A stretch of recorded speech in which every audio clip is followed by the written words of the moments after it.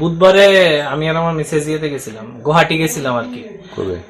বুধবার দিন 7 তারিখ। তো তারপরে 8 তারিখ আমরা পাশের বাড়ি থেকে ফোন করে কইছে যে আমরা এই দরজাটা একটু ফাঁক হয়ে রয়েছে, তো চাবি তার কাছে দেওয়া ছিল। তো তারা আইছে, আইসেরা তারা চেক করছে, সব ঠিকই আছিল। তারপরে তারা দরজাটা লক করে গেছে।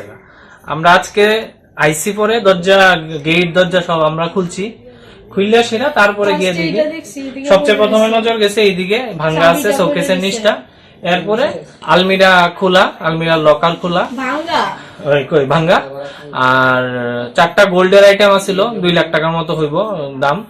আর এদিকে ডকুমেন্টস আছিল, ডকুমেন্টস বিছানার মধ্যে ছড়ায় ছিটাইয়া রাখছে, ডকুমেন্টস নিছে না কিচ্ছু।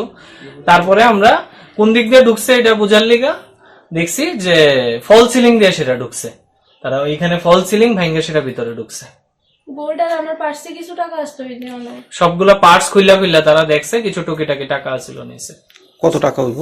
4-5 হাজার টাকা, 4-5 হাজার টাকা। গোল্ড আইটেমস কি কি আছে? গোল্ড আইটেমস একটা গলার চেইন আছিল, পলা বাঁধানো আসলো, 2টা আংটি আছিল।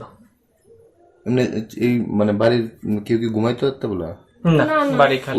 ভাড়াটিয়া ভাড়াটিয়া নিচের ঘরে থাকে না, তারা এমনিতে আছে, তারা অনেকদিন ধরেই থাকে না। এমনি চাবি কেউ ওর কাছে দেয়া গেছে? চাবি তো ওই পাশের বাড়িতে দেওয়া গেছিল।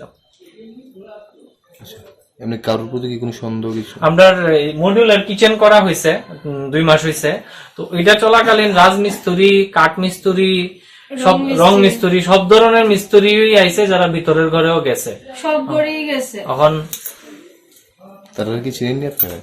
নাম্বার তো আছে, কন্ট্যাক্ট নাম্বার তো আছে।